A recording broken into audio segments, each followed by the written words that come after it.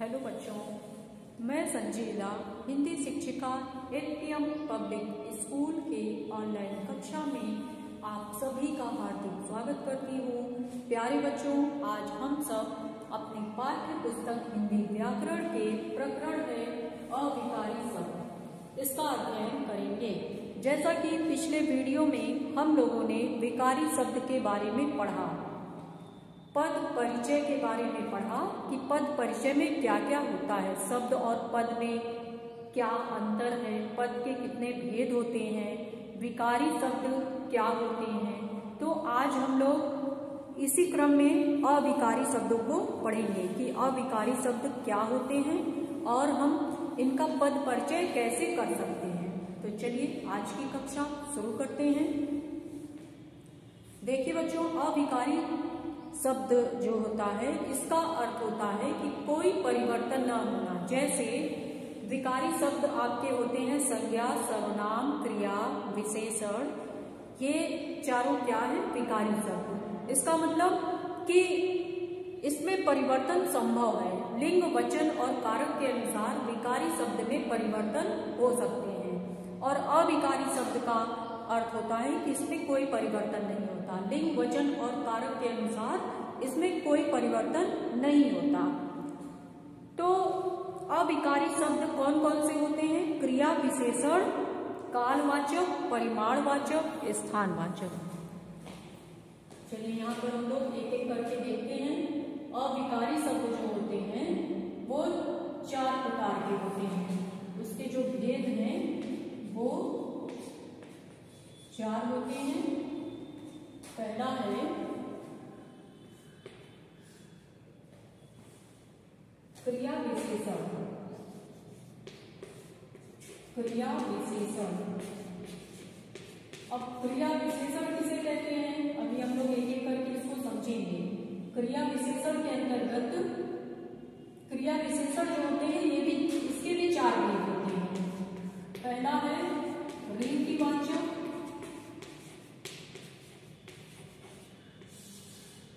और दूसरा है स्थानवाचक,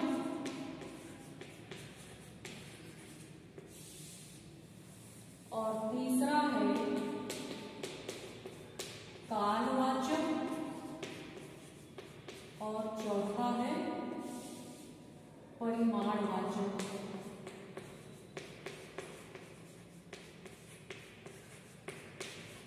ये सभी क्रिया विशेषण के अंतर्गत आते हैं। और दूसरा हमारा जो विशेषण है वो है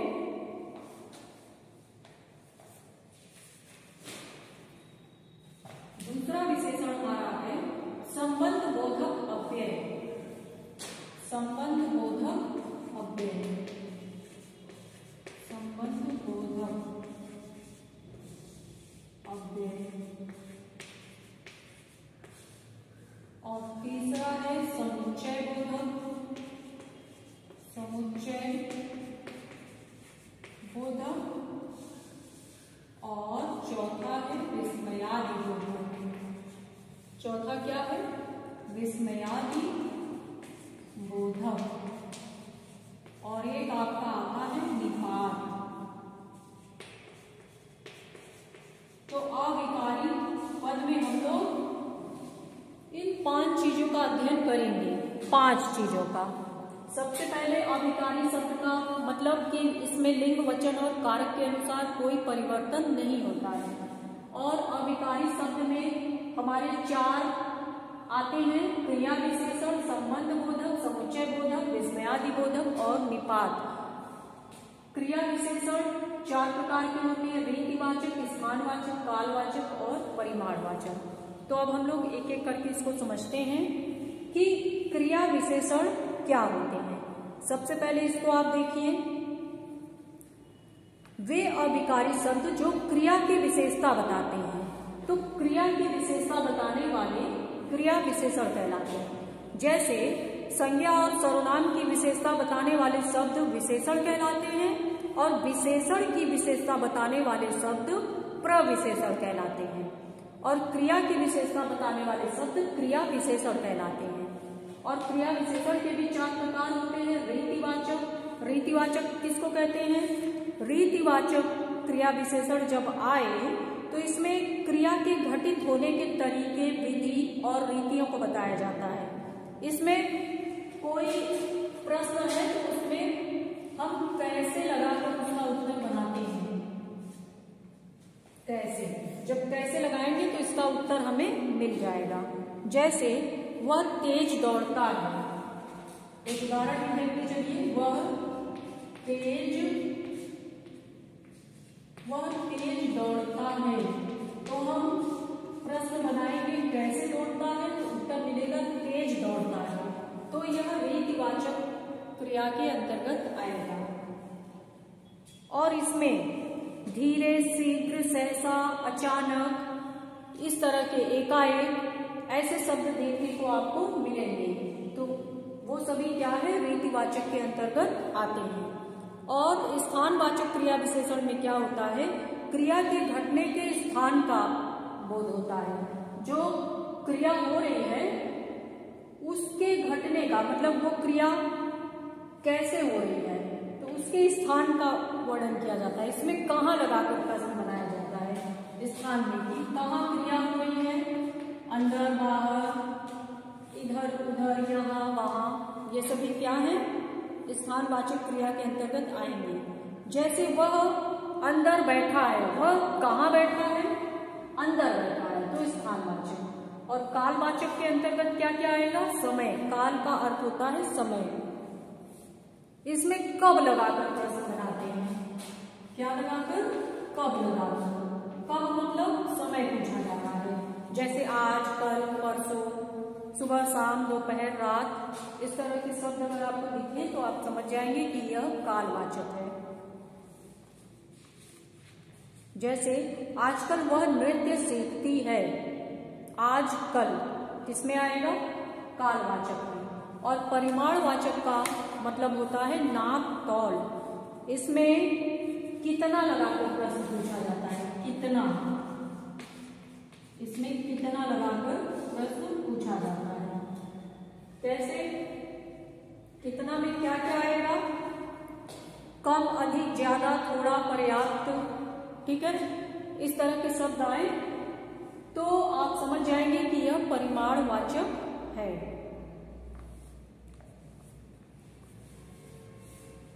तो चलिए कुछ शब्द यहां पर आप नोट कर लीजिए।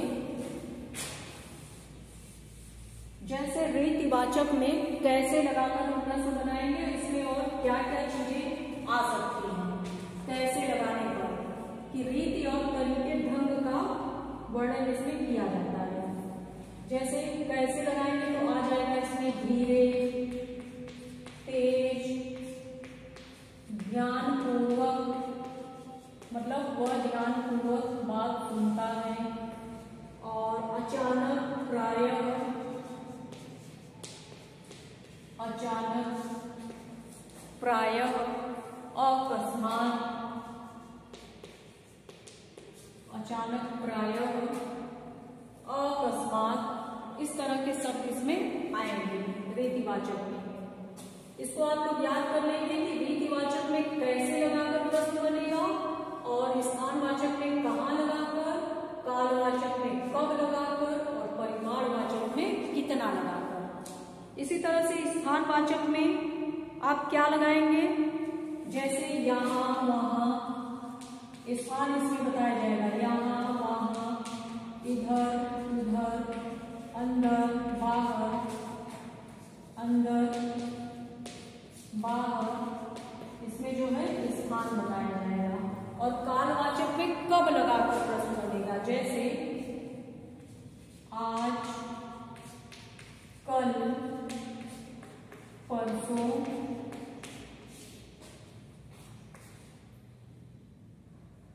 सुबह, शाम, रात, इस तरह के शब्द आएंगे तो ये कालवाचक में आएंगे। और परिमाणवाचक में कितना लगाकर प्रश्न बनेगा, कितना, जब पूछा जाए कम, अधिक, ज्यादा, कम, अधिक, अधिक, ज्यादा, बहुत, तो ये सब किसमें आएंगे? ये सब हमारे आएंगे परिमाणवाचक में। इसको आप लोग अच्छे से अपनी फेयर कॉपी में नोट कर लीजिए, ठीक है बच्चों। तो इस तरह से क्रिया विशेषण आपको समझ में आ गया होगा। इसको आप लोग फेयर कॉपी में नोट करिए और समझने का प्रयास कीजिए। और अब हम लोग देखेंगे संबंध बोधक अव्यय क्या होता है। इसके पहले हम लोग देख लेते हैं क्रिया प्रविशेषण। जैसा कि अभी बताया गया कि संज्ञा और सर्वनाम की विशेषता बताने वाले शब्द क्या कहलाते हैं? विशेषण। और विशेषण की जो विशेषता बताते हैं उन्हें प्रविशेषण कहते हैं। तो ये क्रिया विशेषण था। अब हम लोग क्रिया विशेषण के बारे में थोड़ा सा पढ़ते हैं। क्रिया प्रविशेषण, विशेषण की विशेषता बताने वाले प्रविशेषण होते हैं। जैसे वह बहुत ईमानदार लड़का है। जैसे यहां पर देखिए उदाहरण, क्रिया प्रविशेषण में उदाहरण देखिए, वह बहुत ईमानदार लड़का है। वह बहुत ईमानदार लड़का है। मतलब इसमें बताया जा रहा है कि वह लड़का है, वह ईमानदार है, वह बहुत ईमानदार लड़का है। तो ईमानदार का मतलब कि लड़के की विशेषता बताई जा रही है कि लड़का ईमानदार है। इसका मतलब ईमानदार क्या है? विशेषण है। ईमानदार विशेषण है। और बहुत क्या है? विशेषण की विशेषता बताई जा रही है कि बहुत ईमानदार है। इसका मतलब बहुत क्या है? प्रविशेषण है। बहुत प्रविशेषण है। आ गया समझ में? इस तरह से देखेंगे, घोड़ा तेज गति से दौड़ रहा है। इसमें तेज क्या है? विशेषण है। और घोड़ा तेज दौड़ रहा है, क्रिया विशेषण। घोड़ा बहुत तेज दौड़ रहा है, तो इसमें क्या है? क्रिया प्रविशेषण। इस तरह से थोड़ा हम लोग देख लेते हैं क्रिया विशेषण पदों का परिचय। परिचय कैसे देखेंगे? जैसा कि आपको पता है कि पद परिचय बनाते समय पद के जो भेद होते हैं 5, उनको हमें पहले अच्छे से याद करना है कि 5 भेद जो होते हैं संज्ञा, सर्वनाम, क्रिया, विशेषण, अव्यय। तो जब भी हम पद परिचय देंगे, वाक्य को देखेंगे कि किसमें रेखांकित है, किसको पूछा गया है, किसका पद परिचय पूछा गया है। अगर वो संज्ञा है तो संज्ञा का नियम हमें लिखना है कि कौन सी संज्ञा है, लिंग वचन कारक क्या है। सर्वनाम है तो उसमें भी लिंग वचन कारक। और क्रिया है तो लिंग वचन और काल बताएंगे। क्रिया को हम कारक नहीं काल से बताते हैं। और विशेषण है तो लिंग वचन और विशेषण के प्रकार। और अव्यय है तो अव्यय के प्रकार। इस तरह से हम पद परिचय बताते हैं। तो क्रिया विशेषण पदों का परिचय हमें बनाना है। बीमारी के बाद वह कम खाती है।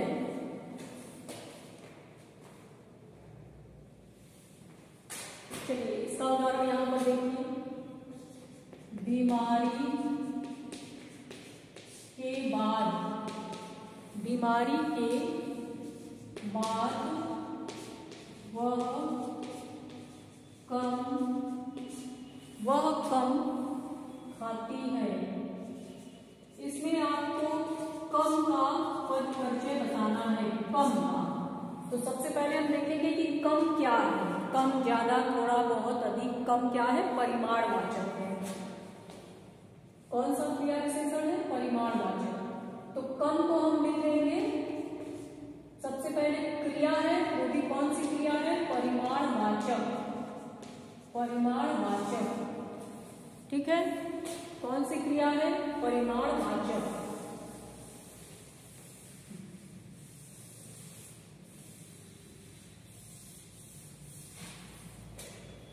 कम जो है क्रिया है, परिमाणवाचक क्रिया है। और क्रिया के अंतर्गत हम और क्या क्या बताते हैं? वचन, लिंग और काल।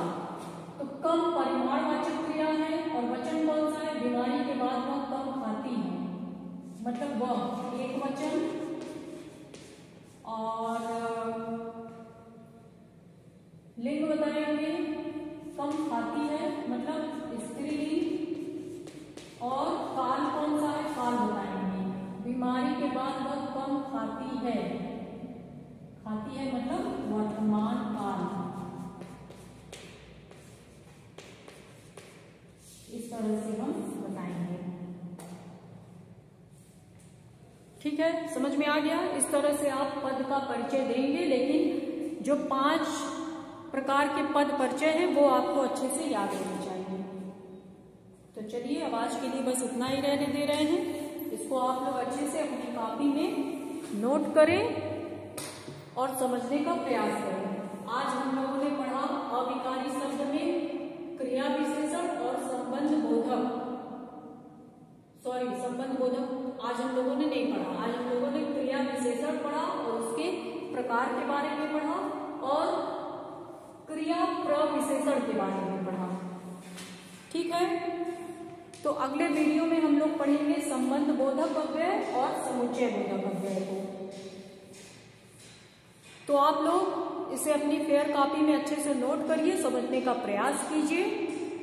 अब मिलेंगे अगले वीडियो में, तब तक के लिए धन्यवाद।